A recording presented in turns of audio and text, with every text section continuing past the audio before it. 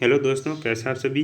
New video में आपका स्वागत है और टिका टेक्निकल यूट्यूब चैनल पर आपका बहुत बहुत स्वागत है। आज की इस वीडियो में बात करेंगे प्री डीएलडी एग्जामिनेशन 2022 मतलब बीएसटीसी 2022 का एग्जाम फॉर्म कैसे बनना है। और उसके पहले हम बात करते हैं कि कौन कौन से डॉक्यूमेंट रिक्वायर है और अंतिम तिथि कैसे है। और इसके बाद मैं पूरा फॉर्म फिल करके बता रहा हूँ कि आपको फॉर्म कैसे फिल करना है। और यहाँ पर न्यू रजिस्ट्रेशन पर जैसे क्लिक करेंगे तो फॉर्म फिल करने का पूरा प्रोसेस है। उसके बाद लेटेस्ट जो एडवर्टाइजमेंट है जो बोले तो जो डॉक्यूमेंट रिक्वायर और अंतिम तिथि के बारे में है, तो यहाँ पर आपको जो दे रखे न्यूज़ वगैरह, तो यहाँ पर आप पूरी चेक कर सकते हो। तो मैं आपको सबसे पहले डॉक्यूमेंट के रिक्वायर बता देता हूँ और अंतिम तिथि के बारे में बात कर देता हूँ। उसके बाद आपका फॉर्म फिल का प्रोसेस पूरा इस वीडियो में बता रहा हूँ। तो फॉर्म 19 अगस्त से शुरू हो चुके हैं और इसकी अंतिम तिथि बात करें तो 31 अगस्त रखी गई है। और इम्पोर्टेंट दस्तावेज बात करें, डॉक्यूमेंट के बारे में बात करें तो Aadhaar card, 10th marksheet, 12th marksheet और फोटो, सिग्नेचर और मोबाइल नंबर और एक ईमेल आईडी, ये आपको डॉक्यूमेंट की ज़रूरत होगी। और कोई डॉक्यूमेंट की जरूरत नहीं होगी, आपका फॉर्म आराम से फिल हो जाएगा। तो मैं फॉर्म फिल करने का पूरा प्रोसेस अब आगे बता देता हूँ आपको। तो मैं आ चुका हूँ ऑफिशियल वेबसाइट पर। वेबसाइट आने पर यहाँ पर लिखा हुआ है फॉर कैंडिडेट के नीचे लिखा हुआ है न्यू एप्लीकेशन। मैं न्यू एप्लीकेशन पर क्लिक कर देता हूँ। न्यू एप्लीकेशन पर जैसे आप क्लिक करोगे, इस बार थोड़ा न्यू प्रोसेस दिया है। पहले आपको रजिस्ट्रेशन करना होगा, उसके बाद आपको साइन इन करना होगा। तो यहाँ पर रजिस्ट्रेशन करने के लिए सबसे पहले क्लिक करते हैं यहाँ पर न्यू रजिस्ट्रेशन पर। अगर आपने रजिस्ट्रेशन कर दिया तो आपको साइन इन पर क्लिक करना है, जिसमें आपको एप्लीकेशन नंबर एवं पासवर्ड डालने होंगे। तो पहले मैं पासवर्ड वगैरह क्रिएट कर देता हूँ और एप्लीकेंट का नाम, तो मैं पहले रजिस्ट्रेशन पर क्लिक कर देता हूँ। तो क्लिक किया रजिस्ट्रेशन। अब रजिस्ट्रेशन पर क्लिक करने के लिए करते ही आपको इस तरह का डैशबोर्ड खुला दिखाई देगा, जिसमें आपको अपना नाम, फर्स्ट नेम, सेकंड नेम और मतलब first name, middle name, last name यहाँ पर लिखने जो है उसके अकॉर्डिंग। उसके बाद डेट ऑफ बर्थ, जेंडर और उसके बाद पिताजी का नाम और माताजी का नाम। माताजी और पिताजी का नाम लिखने से पहले please do not add any, मतलब यहाँ पर आपको मिस्टर, डॉक्टर जो आपके पीछे आगे जो लगते हैं वो यहाँ पर आपको लिखने की ज़रूरत नहीं है माताजी पिताजी के नाम में। उसके बाद यहाँ पर आपको ईमेल आईडी डालनी है और उसके बाद आपको पासवर्ड क्रिएट करने, पासवर्ड कंफर्म पासवर्ड पर क्रिएट करना है। उसके बाद आपको मोबाइल नंबर डायल करने जो आपके अभी एक्टिवेट है, वहाँ पर OTP वगैरह आएंगे। उसके बाद यहाँ पर आपको कैप्चर कोड डालने और कैप्चर कोड डालने के बाद यहाँ पर आपको साइन इन पर क्लिक कर देना है। तो मैं सारे कैप्चर कोड वगैरह डाल के साइन इन पर आगे क्लिक करता हूँ। उसके बाद का प्रोसेस आगे बता रहा हूँ। जैसे ये पूरी डिटेल भर के साइन इन पर क्लिक करते हैं तो यहाँ पर आपके लिए जो आपका नाम, माताजी नाम, पिताजी का नाम, date of birth, gender, mobile number जो भी आपने यहाँ पर दर्ज किए वो यहाँ पर आपको एक बार चेक करने के लिए बता देगा। उसके बाद आपको चेक करना है, अगर गलत है तो यहाँ पर कैंसिल करना है, अगर सब कुछ सही है तो यहाँ पर कन्फर्म पर क्लिक कर देना है। तो सब कुछ सही है इसलिए मैं यहाँ पर कन्फर्म पर क्लिक कर देता हूँ। कन्फर्म पर जैसे क्लिक करते हैं यहाँ पर एक्टिवेट अकाउंट का ऑप्शन आएगा। यहाँ एक्टिवेट अकाउंट, यहाँ पर एक्टिवेट योर अकाउंट पर क्लिक कर देते हैं। जैसे यहाँ पर एक्टिवेट अकाउंट पर क्लिक करते हैं तो यहाँ पर अपने मोबाइल नंबर पर जो रजिस्ट्रेशन नंबर है वो यहाँ पर डालने और OTP जो आए वो यहाँ पर डाल दें। तो मैं दोनों यहाँ पर डाल देता हूँ। ये OTP आपके मोबाइल नंबर पर आ चुके होंगे और आप चेक कर सकते हो मैसेज पर। अब मैं यहाँ पर सबमिट पर क्लिक कर देता हूँ। मेरा मोबाइल नंबर मैंने डाल दिए और OTP मैंने डाल दिया। मैं सबमिट पर क्लिक कर देता हूँ। सबमिट पर जैसे क्लिक करेंगे तो यहाँ पर बताएगा कि आपका अकाउंट है एक्टिवेट हो चुका है। अब क्लिक हियर पर क्लिक कर देता हूँ। लॉगिन पर मैं लॉगिन पर जैसे क्लिक करता हूँ तो यहाँ पर नीचे आने के बाद आपको साइन इन पर क्लिक करना है। साइन इन पर क्लिक करने के लिए यहाँ पर मोबाइल नंबर डालना है और जो पासवर्ड आपने डाले वो यहाँ पर पासवर्ड डालना है। तो मैं दोनों डाल देता हूँ और उसके बाद यहाँ पर लॉगिन कर देता हूँ। उसके बाद फॉर्म फिल करता हूँ। तो मेरे मोबाइल नंबर और जो पासवर्ड थे वो मैंने डाल दिए। मैं सबमिट पर क्लिक कर देता हूँ।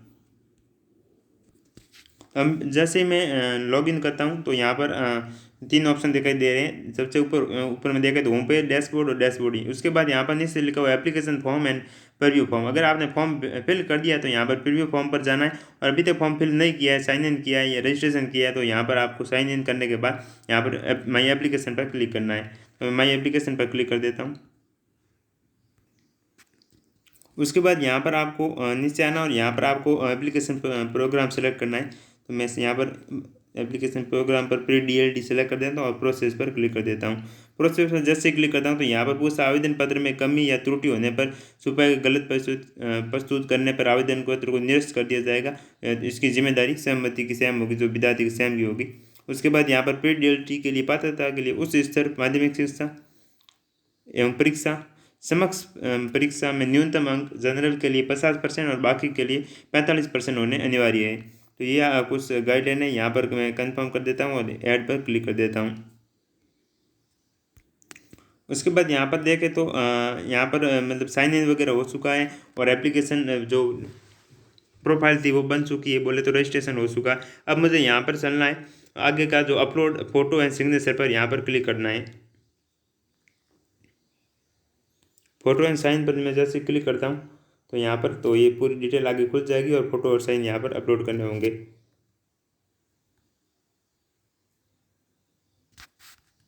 पहले एप्लीकेशन डिटेल आएगी, इसमें पूरा फॉर्म फिल करना होगा, तो मैं पूरा फॉर्म फिल कर देता हूँ।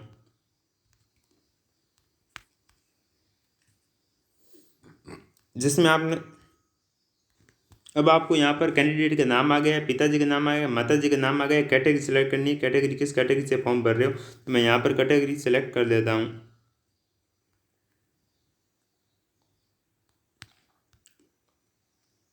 उसके बाद फिजिकल डिसेबिलिटी यहाँ पर नो क्लिक कर देता हूँ। उसके बाद डेट ऑफ बर्थ आ गई, जेंडर आ गया, उसके बाद नेशनलिटी है वो मैं यहाँ पर इंडियन सेलेक्ट कर देता हूँ। इसके बाद यहाँ पर मैरिज स्टेटस है, जो स्टूडेंट है तो इसका मैं अनमेरिड कर देता हूँ। और उसके बाद यहाँ पर डिपेंड पर्सनलिटी यहाँ पर मैं नो कर देता हूँ। अगर किसी डिफरेंस पर्सनैलिटी मतलब कोई अलग कोई विकलांग वगैरह है तो उसके अकॉर्डिंग सेलेक्ट करना है। उसके बाद do you belong to minority, तो यहाँ पर मैं नो क्लिक कर देता हूँ, अगर है तो येस करना है। उसके बाद यहाँ पर आधार कार्ड नंबर सेलेक्ट करने, उसके बाद यहाँ पर do you want to apply institute, तो यहाँ पर आप नो क्लिक कर सकते हो। तो ये मैं सारी डिटेल फिल कर चुका हूँ। जैसे माइनॉरिटी के लिए मैंने नो कर दिया, आधार कार्ड नंबर मैंने दर्ज कर दिए। उसके बाद यहाँ पर क्वालिफिकेशन एग्जाम के लिए पूछ रहा है, तो यहाँ पर दो ऑप्शन पूछ रहे हैं कि आपने अभी सीनियर सेकेंडरी कर ली है या अभी कर रहे हो। तो यहाँ पर इन्होंने कर ली है तो मैं यहाँ पर सीनियर सेकेंडरी पास कर दिया। उसके बाद फॉर्म संस्कृति अगर आप संस्कृत में पढ़ाई की है तो यहाँ पर आप यस कर सकते हो, वरना यहाँ पर नो करना है। उसके बाद संस्कृत ऑप्शनल इन सीनियर सेकेंडरी, यहाँ पर अगर ऑप्शनल है तो यहाँ पर यस कर सकते हो, वरना यहाँ पर नो कर सकते हो। उसके बाद किस स्टेट ऑफ बोर्ड, यहाँ पर आप राजस्थान राज्य सेलेक्ट कर सकते हो। और डिस्ट्रिक्ट ऑफ बोनाफाइड रेस्ट्रिक्शन, आप किस राज्य में कौन सा जिला है वो आपको यहाँ पर सेलेक्ट करना है। उसके बाद यहाँ पर आपको एड्रेस सेलेक्ट करना है, और एड्रेस सेलेक्ट करने के बाद अगर आपका परमानेंट एड्रेस सेलेक्ट करना है सेम है तो यहाँ पर राइट क्लिक कर देना है। राइट क्लिक करने के बाद यहाँ पर आपको सेव एंड प्रोसेस पर क्लिक कर देना है। तो मैं सारी डिटेल फिल करके प्रोसेस कर देता हूँ। तो मैं पूरी डिटेल है वो फिल कर चुका हूँ, मैं सेव एंड कंटिन्यू पर क्लिक कर देता हूँ। अब मुझे फ़ोटो सबसे पहले फ़ोटो अपलोड करना है, उसके बाद साइन अपलोड करना है, उसके बाद मेरा थंबनेल अपलोड करना है। तो थंबनेल इसमें कभी है सभी की 100 कभी तक फ़ोटो और थंबनेल और जो इमेज की साइज़ है वो सभी 100 कभी से कम होने चाहिए और JPG फॉर्मेट में होने चाहिए। तो मैं पूरे अपलोड कर लेता हूँ। तो यहाँ पर मैं फ़ोटो साइन थंबनेल यहाँ पर सब कुछ अपलोड कर चुका हूँ, और मेरे अपडेट कर रखे थे 100 कभी बना रखे थे, इसलिए मैं अपलोड कर लेता हूँ। अब मैं अपलोड थंबनेल पर क्लिक कर हो चुके, अब मैं सेव एंड कंटिन्यू पर क्लिक कर देता हूँ। सेव एंड जैसे ही कंटिन्यू पर क्लिक करता हूँ तो आगे का पेज मेरे सामने खुल जाएगा, जिसमें मेरे को 10th एंड 12th के जो रोल नंबर है, यूनिवर्सिटी है, उसके बाद बोले तो कहाँ से आपने किया, किस बोर्ड से, उसके बाद कितने मार्क आए, उसके बाद यहाँ पर बात करें तो कितने किस स्कूल से किया, सब कुछ कब पास किया, कौन सा ईयर था, ये सेलेक्ट करने के बाद यहाँ पर आगे सेव एंड प्रोसेस पर मैं क्लिक कर देता हूँ। तो सब कुछ मैं सेलेक्ट कर देता हूँ, उसके बाद सेव एंड प्रोसेस पर क्लिक करता हूँ। तो यहाँ पर मैं 10th और 12th के जो परसेंटेज थे उस स्टूडेंट के पूरे फिल कर चुका हूँ। यहाँ पर सेव एंड प्रोसेस पर क्लिक कर देता हूँ। तो यहाँ पर बोल रहे rate to your conversation and please, यहाँ पर कुछ मेरे को सिलेक्ट करना है, वो मैंने सेलेक्ट नहीं किया तो वो सिलेक्ट कर देता हूँ पहले। तो अब मैं सेलेक्ट कर चुका हूँ, अब सेव एंड कंटिन्यू पर क्लिक करता हूँ। तो आगे का प्रोसेस यहाँ पर ये बोल रहे सब कुछ सही है, तो यहाँ पर मैं सेव कर लेता हूँ। अब ये पूछ रहे हैं कि यहाँ पर आप किस में करना चाहते हो, संस्कृत में करना चाहते हो या दोनों में करना चाहते हो या जनरल में। यहाँ पर जनरल सेलेक्ट कर देता हूँ और यहाँ पर सेव एंड कंटिन्यू पर क्लिक कर देता हूँ। मतलब BSTC 2 साल की होती हैं, वो किस में करना चाहते हो आप। तो यहाँ पर इन्होंने जनरल में सेलेक्ट करना था, इन्होंने जनरल सेलेक्ट कर दिया। उसके बाद इनको कौन सा ज़िला चाहिए जहाँ पर इनको जब एग्ज़ाम होंगे तो वो वहाँ पर इनको मिल सके सेंटर, इसके लिए मैं नज़दीकी जो ज़िले वो सेलेक्ट कर देता हूँ। उसके बाद यहाँ पर इनका आगे का फॉर्म, तो मैंने दोनों ज़िलों सेलेक्ट कर दिए। अब मैं सेव एंड कंटिन्यू पर क्लिक कर देता हूँ। सेव एंड कंटिन्यू पर क्लिक करते ही यहाँ पर पूरा फॉर्म है वो फिल हो चुका है। यहाँ पर अगर आप फॉर्म का प्रीव्यू लेना चाहते हो तो फॉर्म का प्रिंट भी ले सकते हो, लेकिन यहाँ पर इनका एक बार आपको पूरा फॉर्म चेक कर लेना है, कोई गलती तो नहीं हुई है। तो यहाँ पर कोई गलती नहीं है, इनका फॉर्म पूरा सही है। अब मैं इनका फॉर्म सही है इसलिए मैं इनका आगे भेज देता हूँ, लेकिन इनका एक बार मैं फॉर्म पूरा चेक कर लेता हूँ। थंबनेल साइन वगैरह सब कुछ इनके आ चुके हैं। I confirm about and save and confirm submit पर क्लिक कर देता हूँ। तो यहाँ पर मैं सबमिट पर जैसे ही क्लिक करता हूँ तो यहाँ पर ये पूछ रहे कि आप प्रिंट ले सकते हो, एंड यहाँ पर अब जाना है पे एंड प्रोसेस पर। अब मुझे पहले पेमेंट कटाना होगा, तो पेमेंट कितना कटाना है, वो कैसे कटाना है वो भी आगे बता रहा हूँ। तो पे एंड प्रोसेस पर मैं क्लिक कर देता हूँ। पे एंड प्रोसेस पर जैसे ही मैं क्लिक करता हूँ तो यहाँ पर मेरे को बता रहे हैं कि यहाँ पर ये नाम मोबाइल नंबर आ चुके। अब मैं यहाँ पर 450 रुपये का पेमेंट कटाना है। पेमेंट कटाने के लिए मैं सेलेक्ट कर देता हूँ कौन सा किस बैंक से कटाना है। ICICI बैंक का पेमेंट, उस आगे ICICI बैंक है, आप किसी भी बैंक से पेमेंट कटा सकते हो। UPI ID से, डेबिट कार्ड से, क्रेडिट कार्ड से, कुछ भी से पेमेंट कटा सकते हो, कोई भी प्रॉब्लम आपको नहीं आएगी।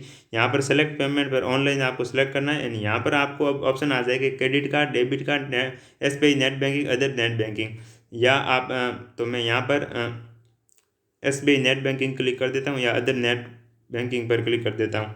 अदर नेट बैंकिंग पर क्लिक करता हूँ तो प्रोसेस टू पे पर मैं क्लिक कर देता हूँ। प्रोसेस पर पैसे जैसे ही मैं क्लिक करता हूँ तो यहाँ पर बता रहे हैं कि आपको यहाँ पे नाम, ईमेल आईडी वगैरह आ चुकी है। यहाँ पर आपको 450 रुपये का पेमेंट करना होगा। तो पे नाउ एंड सबमिट एप्लीकेशन पर क्लिक कर देता हूँ। तब यहाँ पर आपको अब ICICI बैंक है या अदर बैंक है, तो मैं यहाँ अदर बैंक पर क्लिक कर देता हूँ एंड प्रोसेस एंड पे पर क्लिक कर देता हूँ। प्रोसेस एंड पे पर क्लिक करता हूँ तो ये बोले आपके पास कौन सा बैंक है, तो यहाँ पर मैं बैंक सेलेक्ट कर देता हूँ। SBI बैंक है तो मैं पहले ही सिलेक्ट कर सकता था, लेकिन मैंने आपके लिए ये बताया ताकि आप भी सिलेक्ट कर सके। तो मैं यहाँ पर state bank of India select कर दिया।